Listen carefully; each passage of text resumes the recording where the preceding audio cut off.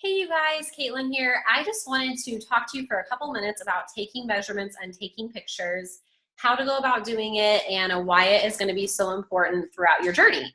So first and foremost, I just want to tell you and remind you that numbers do not define you. The numbers in your measurements and the numbers on the scale especially do not define you. So many people that I talk to and work with are like addicted to the scale and have a horrible relationship with the scale.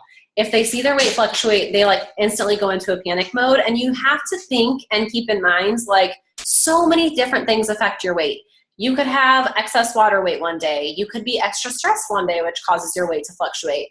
It could be that time of the month and it can make you be a little bit more bloated and have a couple more pounds added to your weight. So honestly, if you have a bad past relationship with the scale, I encourage you for at least this first challenge or your first program to just don't even pay attention to the scale. I don't even own a scale because I know that some people just get so crazy, that sounds bad, but like so upset about how the scale changes so often. And I don't want to fall into that trap. So I just don't even own one. So then it's not an option for me. Whenever I do want to take my weight just to have it for before and afters, I will just go to a friend's house or like my mom's house or something and I'll weigh myself there. But otherwise, I don't have access to a scale normally, so I'm not checking it constantly, and I think that's great. So if you have a bad relationship with the scale, you are not alone. So many people do. But I encourage you again, for this first challenge or for your first program all the way through, don't even pay attention to the scale. We're just going to focus on your pictures and your measurements and how you actually feel inside. So what's most important is how you feel, and are you happier? That's the main goal here, is being healthier and happier and just feeling overall better. We aren't looking for a specific number on the scale. So yes, you might want to see it go down, and that's totally understandable, but you have to keep in mind again, like, also muscle weighs more than fat.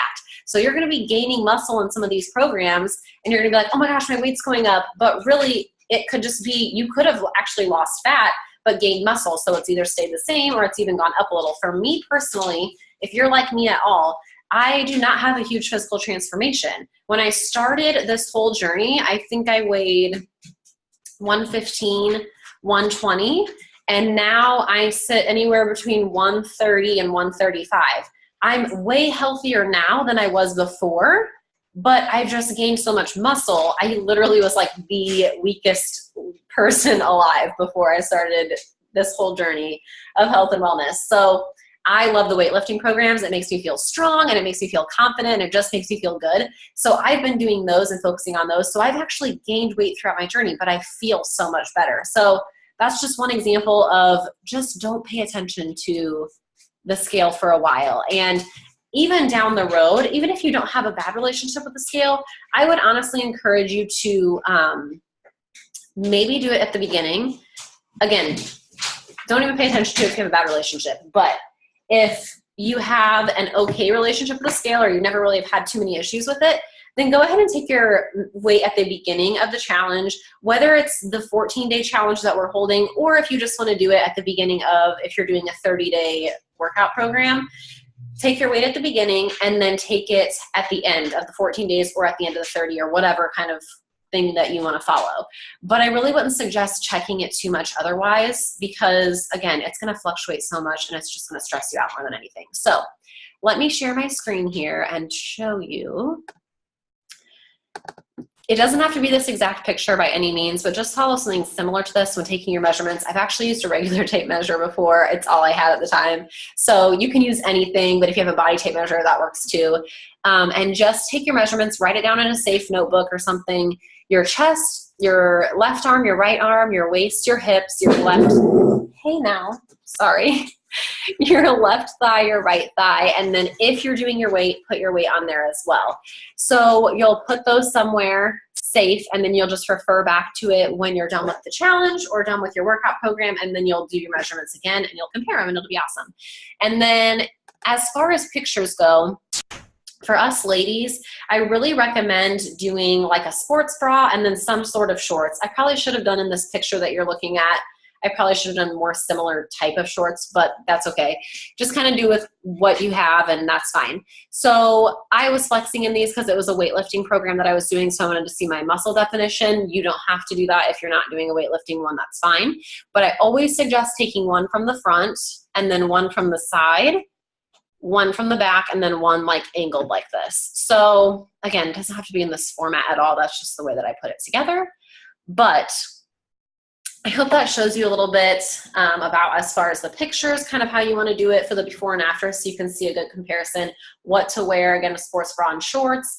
And then for the measurements, just keep something similar to that. Again, I just looked up, I think it comes with, it should probably be in the program materials on Beachbody On Demand for whatever program you're doing. But if not, you can just literally Google 21 Day Fix measurement tracker and something similar will come up.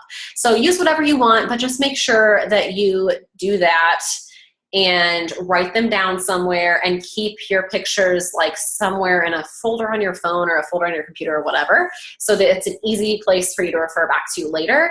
And then again, I know you might be dreading doing this now, especially if this is the very beginning of your journey. You might be not happy where you're at, and that's totally fine. That's why we're all here. We're just trying to become a little bit better. So it's fine that you feel that way, but I promise you that by the end, you're going to be so happy that you have that to look back at. Because so many times, like, again, I don't have a huge physical transformation, but even in that picture that I showed you before, you could see muscle definition definitely more at the end with my abs and even my back. And I felt better on the inside. I felt like my body was running better at the end. But I just was like, man, I was talking to my husband. I'm like, I just feel like I don't look that much different. And he's like, there's definitely a change. And then we took the pictures and I was like, oh, you're right. I can definitely see a little bit of difference there. So, hey, it's okay. Sorry, my dogs are crazy as always. So anyway, you're going to be happy that you took these pictures and these measurements. It's going to be something that you can refer back to later. And it's really, I think, going to surprise you at the end how much of a difference there is. Hey. Okay, I'm going to go so that you don't have to keep hearing my dogs bark in the background. But thanks so much for your time, and I can't wait to see how this goes for you.